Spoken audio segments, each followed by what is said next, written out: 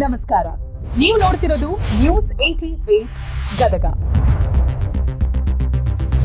ಮುಂಗಾರು ಕೈಕೊಟ್ಟ ಬೆನ್ನಲ್ಲೇ ರೈತರಿಗೆ ಮತ್ತೊಂದು ಶಾಕ್. ಗೋವಿನ ಜೋಳಕ್ಕೆ ಲದ್ದಿ ಹುಳು ಕಾಟ, ಅನ್ನದಾತ ತಂಗಾಲು.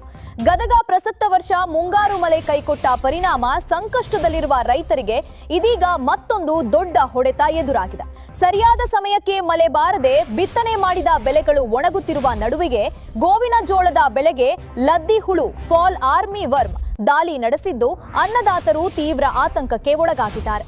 ಮಳೆ ಕೊರತೆಯಿಂದ ಭೂಮಿಯಲ್ಲಿ ತೇವಾಂಶ ಇಲ್ಲದ ಕಾರಣ ಮೊಳಕೆಯೊಡೆದ ಗೋವಿನ ಜೋಳದ ಸಸಿಗಳು ಬಾಡುತ್ತಿದ್ದು ಉಳಿದಿರುವ ಬೆಳೆಯ ಮೇಲೆಯೇ ಲದ್ದಿ ಹುಳುಗಳು ಸಾಮೂಹಿಕವಾಗಿ ದಾಳಿ ನಡೆಸಿ ಜಗಿದು ತಿನ್ನುತ್ತಿರುವ ದೃಶ್ಯಗಳು ರೈತರನ್ನು ಕಂಗಾಲಾಗುವಂತೆ ಮಾಡಿವೆ.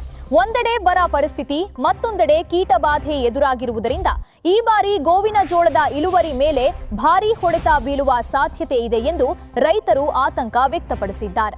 ಲದ್ದಿ ಹುಳು ನಿಯಂತ್ರಣಕ್ಕೆ ದುಬಾರಿ ಕೀಟನಾಶಕಗಳನ್ನ ಖರೀದಿಸಲು ರೈತರ ಬಳಿ ಹಣದ ಕೊರತೆ ಎದುರಾಗಿದ್ದು, ಸಾಲ ಮಾಡಿ ಔಷಧ ಸಿಂಪಡಿಸಿದರೂ ಮಳೆಯ ಅಭಾವದಿಂದ ಅದರ ಪರಿಣಾಮಕಾರಿತ್ವವೂ ಕಡಿಮೆಯಾಗಿದೆ ಎಂದು ರೈತರು ಅಳಲು ತೋಡಿಕೊಂಡಿದ್ದಾರೆ. ಒಂದೆಡೆ ಮಳೆ ಬಾರದೆ ಬೆಳೆ ಒಣಗುತ್ತಿದೆ, ಮತ್ತೊಂದೆಡೆ ಕಣ್ಣೆದುರೇ ಗೋವಿನ ಜೋಳವನ್ನ ಲದ್ದಿ ಹುಳುಗಳು ನಾಶ ಮಾಡುತ್ತಿವೆ.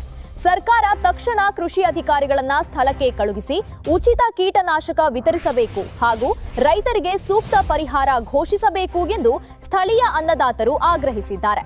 ಕೃಷಿ ಇಲಾಖೆ ಅಧಿಕಾರಿಗಳು ತಕ್ಷಣ ಗ್ರಾಮಗಳಿಗೆ ಭೇಟಿ ನೀಡಿ ಲದ್ದಿ ಹುಳು ನಿಯಂತ್ರಣಕ್ಕೆ ಅಗತ್ಯ ಮಾರ್ಗದರ್ಶನ ನೀಡಬೇಕು ಹಾಗೂ ಉಚಿತ ಔಷಧೋಪಚಾರ ತಲುಪಿಸಬೇಕು. ಇಲ್ಲವಾದಲ್ಲಿ ಈ ಬಾರಿ ಗೋವಿನ ಜೋಳದ ಬೆಳೆ ಸಂಪೂರ್ಣ ನಾಶವಾಗುವ ಭೀತಿ ಎದುರಾಗಿದೆ ಎಂದು ರೈತರು ಎಚ್ಚರಿಸಿದ್ದಾರೆ. ವರದಿ ಇಮಾಮ ಸಾಬಾ ಸೊರಟೂರ್, ನ್ಯೂಸ್ 88 ಗದಗ.